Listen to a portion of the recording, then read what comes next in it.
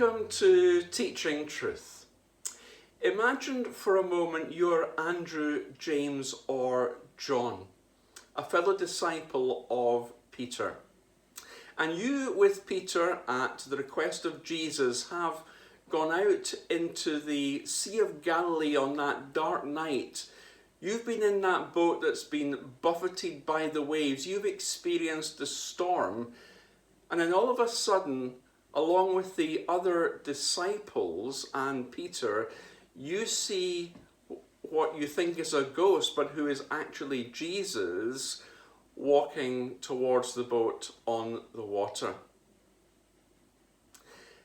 And then you hear Peter saying, "Lord, if it's you, invite me to walk on the water towards you." Peter, that loudmouth disciple. And perhaps not anticipating the reply that he received, Jesus says to Peter, "Okay, Peter, step out the boat and come and walk towards me." And of course, we all know what happened next. After a few tentative steps, Peter's faith gave out and he began to sink. And I guess if you were Andrew, James or John, knowing what you did of Peter, knowing his reputation for being loud-mouthed and very impatient, letting his heart rule his head, you would have probably laughed at Peter. "Oh, Peter, look at you now. You took 2 or 3 steps and then your faith gave out. Look, you're sinking. You fool, for stepping out of the boat on such a windy and wet night as this. What on earth were you thinking, Peter?" Did Peter fail? Well, I don't think he did. But what I do think is that there were 11 bigger failures sitting in the boat.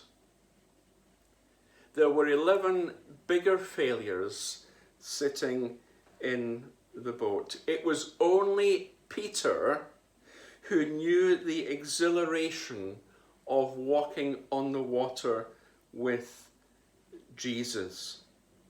It was only Peter who knew the reality of being lifted up by Jesus in a moment of desperate need.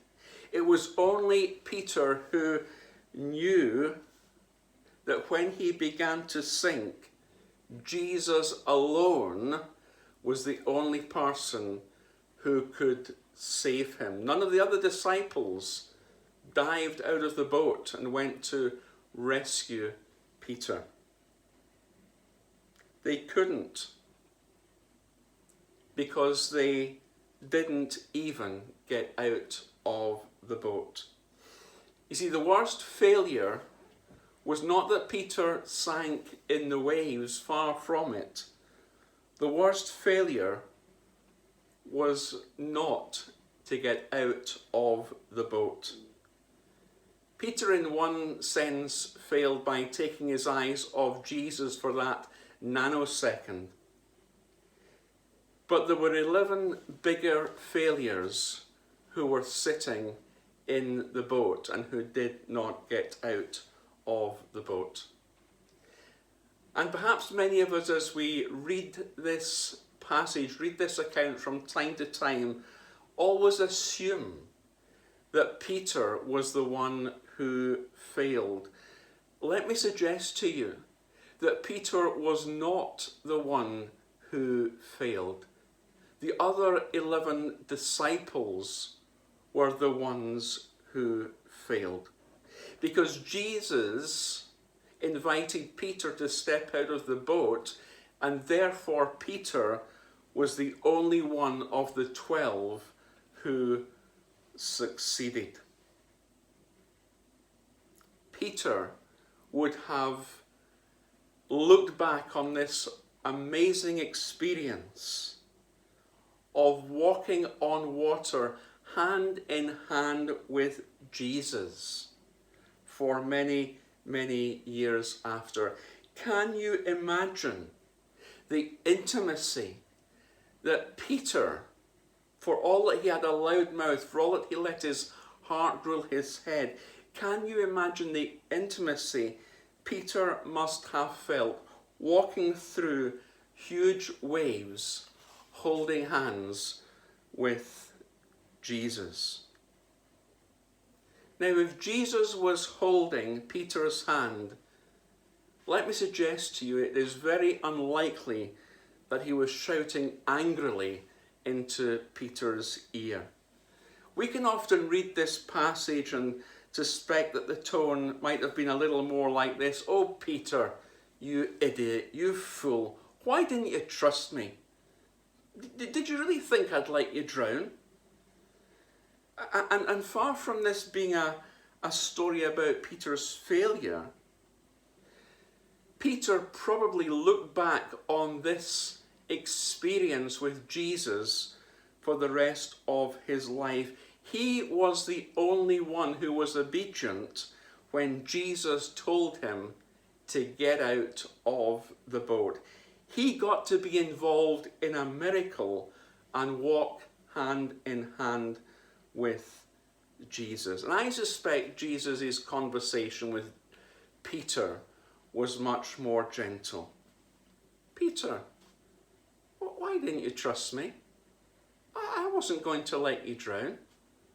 I'm here for you." The kindness and the love of Jesus, I'm sure, came through in the tone of Jesus' voice. When we obey like Peter did, the only disciple who did, the only disciple who physically, actually stepped out of the boat and began to walk towards Jesus, and after Jesus rescued him, walked on the water with Jesus. When we get out of the boat, yes, it can feel scary because we're, as it were, leaving that place of safety and security. Sometimes we can feel like we're drowning. Others may laugh at us for taking that step. "You idiot, you fool, what are you doing? Do you think you're daft?" But actually, in those moments, like Peter discovered, when we are drowning, Jesus stretches out his hand, walks with us, and speaks those words of love and kindness and care and compassion. Peter knew the exhilaration of walking on water with Jesus. And so today, as we've reflected on Peter, may we, from Peter's life and his example in this situation, for all that Peter was a loudmouth, for all that Peter was spontaneous, for all that Peter let his heart rule his head, and we might be like Peter in many respects, may we have that Peter-like willingness and obedience that when Jesus says, come on, step out of the boat and come towards me, that we would be willing to do what Peter did and to do just that. Because if we want to walk on the water and to be where Jesus is, friends, you know what we need to do? We need to get out of the boat. If we want to walk on water, we've got to get out of the boat.